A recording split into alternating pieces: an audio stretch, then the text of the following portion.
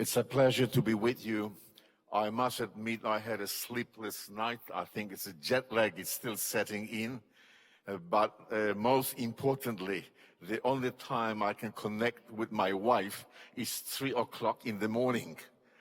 So my love keeps burning, and I'm setting my clock for 3 o'clock in the morning as well to make sure that I don't miss that time.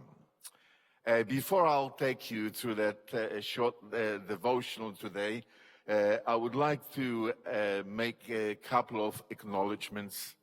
I would like to remember Elder Jim Nix, the director of White Estate. As you're aware, I'm replacing him. Jim and I have known each other for a number of years now, and I really cherish his friendship. I'm a little bit of a dreamer, and every time we have discussions together, he says to me, "John, just calm down, be a little bit practical, be practical." So he sent me an email on Tuesday, and he said, "John, you are in my prayers." Jim is a good storyteller, and I must admit I'm humbled just taking his place. And also he sent me some original glass slides from the old family album, which I will use in my presentation. But today I would like to share with you a story of God's space, the beginnings of the works here in Loma Linda. I want to make it simple, but I would like to make a specific point. So I want to share with you the story of God's guidance and a visionary determination. The forces of rapid changes disconnect us from our roots, creating a deep and fractious and unsettling landscape. In our attempt to understand God's involvement in human life, we tend to mend the existing gap between the past and the present with historical and theological data, so often seen through our personal and cultural lenses. I wonder whether in the process of retaining our relevance in the changing world, through overtaxing activity, we tend to lose the focus on the essential element of the spiritual journey, the story of God's movement in our history, and has the joy of implicit trust and confidence in his leading and guidance. Von Ginkel sees the connection between the historical roots and its relationship to contemporary life as the vital channel to help us maintain our roots in the midst of the lives that are characterized by mobility and change. And for a few moments, I would like to share with you a brief, simple story. It's not a complex story, but story that will reflect the beginnings of God's leading of this institution. In May 1905, Ellen White had a short stopover in Los Angeles. She was with her party of workers traveling to Washington, D.C. to attend the General Conference session. And for several months, her mind was drawn repeatedly to the area of Redlands, Riverside, San Bernardino. She was convinced that this was an ideal spot for a sanitarium, a third in Southern California. She wrote a letter to Elder Bellinger, and in this letter she said the following: "I hope when you see a suitable place in Redlands, which could be used as sanitarium, offered for sale at a reasonable price, you will let us know about it. We shall need sanitarium in Redlands unless we start an enterprise of this kind others will. And in response to this challenge, a committee was appointed to search for a place. They felt that it had to be the Loma Linda Resort Hotel they had visited before. But because of the high selling price of $85,000, they gave up on this option. But then, on April 1, the committee found that the place was closed. And the owners were ready to sell it for $45,000. Immediately, Elder Burden wrote a letter to Ellen White, which she read to her son Willie. While on the train at Los Angeles, we spoke to you of a property for sale near Redlands, which seemed to be well adapted to sanitarium purposes. I ask those with you to call attention to it as the train would pass that place. Of course, she was not able to do it because she was sitting on the wrong side. And I'm sending you a little pamphlet that contains a few views and brief description of the property. But the words and pictures can but faintly describe its beauty. It is simply an ideal place, a grand place for this sanitarium. And then he describes the buildings, which were in excellent condition, well furnished, heated with steam heat, and lighted with electricity. Everything is complete, he said, to begin business at once. The main buildings have 46 rooms, and there are 4 cottages having 4 rooms with bath and toilet. Looking north, he said, across San Bernardino stretches the view of highlands in the distance. The main building is surrounded by the popperwood trees. The place has empty of water supply from the mountains and an artesian well, which has good pumping plant, and it yields abundant water. If for any reason, he wrote, the mountain water should fail, the water is piped from the well. He said the place costs the present owners $150,000. They have tried to run a tourist hotel, but it was a failure, and they've lost the money. So it was closed in April.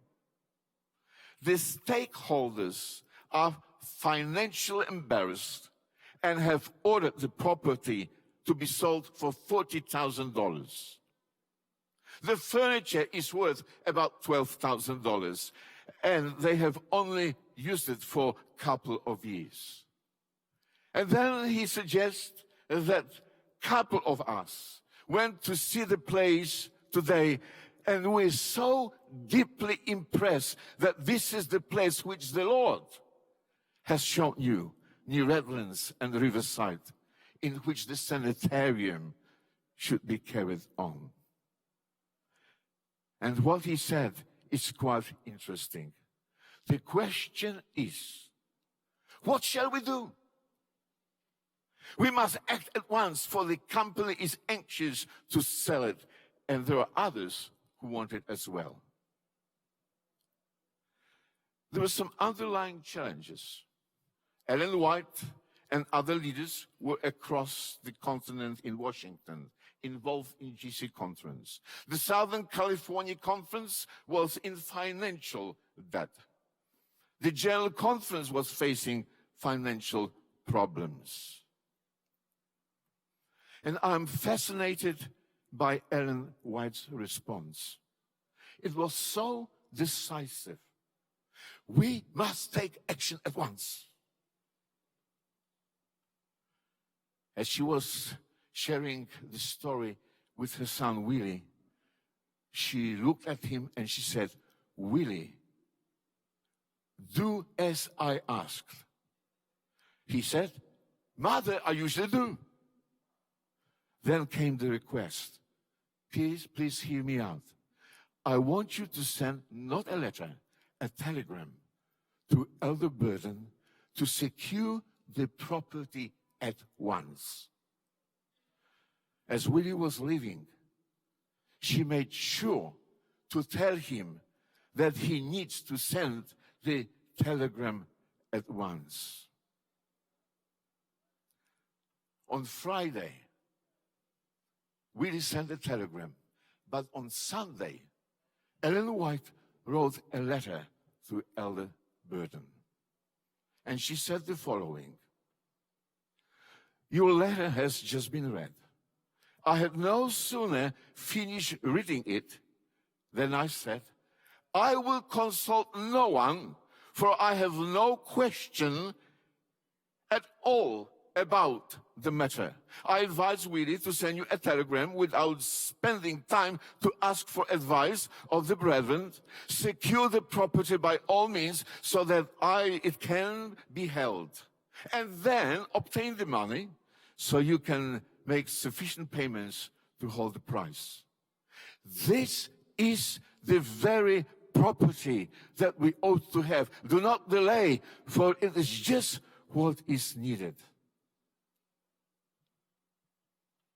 Well, I would like to suggest to you that a visionary dream breeds a decisive action.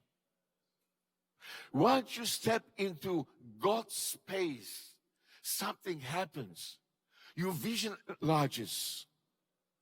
And such an experience breeds decisive action. On her way back from the General Conference session, Ellen White visited the site again. Elder Bird and his wife and other fellow workers were inspecting the ground. But Ellen White fixed her eyes on the main building. She said to her son, "Willie, I have been here before." As she stepped out from the wagon, "No, Mother, no," he replied, "you have never been here." "Then this is the very place," she said, "the Lord has shown me. It seems to be so familiar." You see, Ellen White turned to one of the ministers and she declared, "We must have this place. The Lord has not given us this property for any common purpose."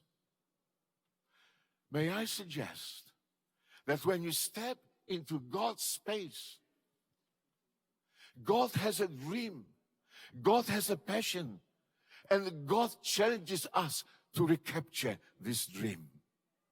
Not for a common purpose, but for a big vision. And then she said, "This is the very place that the Lord has shown me." And then, as they were examining the building, they went inside, and then the manager opened the door and ushered the group into the parlor.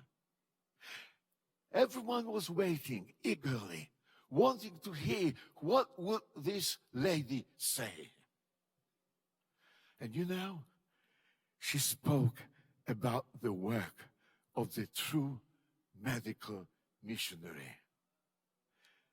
And Burden responds that the manager of the Loma Linda Association stayed by his side. And when he listened to Ellen White, he noticed that he was very emotional. And he said to Burden, "I would give the world to be with you people in a work such as this." It was what we've had in mind, but we did not know how to carry it. I'm glad you people are obtaining this property, as I know our plans will not be realized. Elder Burden invited him to join this work? And the manager said, it's impossible. He replied, only Christians of the highest ideals could carry out such work.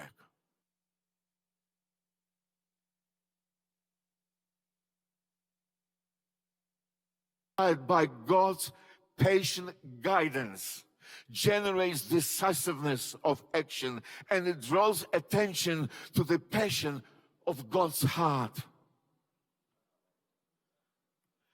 In conclusion, I ask one simple question. What is the lesson for us today? Around 1862, Ellen White struggled with a challenging question, the connection between the past and the present. And she said the following. You will find it in the first volume of Testimonies. There is no help for us but in God. In the state of earth's confusion, we can be composed, strong, or safe only in the strength of the living faith. Nor can we be at peace only as we rest in God and wait for His salvation. Greater light shines upon us than shone upon our fathers. Now listen, we cannot be accepted or honored of God in rendering the same service or doing the same works that our fathers did. In order to be accepted and blessed of God as they were, we must imitate their faithfulness and zeal. Improve our life as they improved theirs, and do as they would have done had they lived in our days. We must walk in the light which just shines upon us. We must contextualize our faith in the environment that surrounds us to make it relevant and meaningful. Finally, contemporary research shows a close relationship between memory and the future-oriented visioning. Elizabeth Hannas from the University of Warsaw suggests the following, that memory cannot be reduced only to set ideas about the past because it is linked with action and thus orientation towards the future. Our pioneers were future-oriented visionaries. And then she says, memory is not merely recollection of the past events. Rather, it is a memory that determines the transmission of meanings which will be formative for the future. And in the process, it enables reflexivity. And I define reflexivity as a creative, visionary approach to our journey of faith. Heritage, our connection with the past, functions less as a source of information about the past and more as a therapy for people uncertain about who they are. You see, our language heritage challenges us to recapture the ongoing guidance and presence of our God. And when I step into that space of our heritage, I step into the space of God's mysterious guidance and assurance of His presence. This space inspires me to become a dynamic, living heritage, a person who transmits the meanings of God's mystery in a meaningful and relevant way for future posterity. You see, we are God's history makers.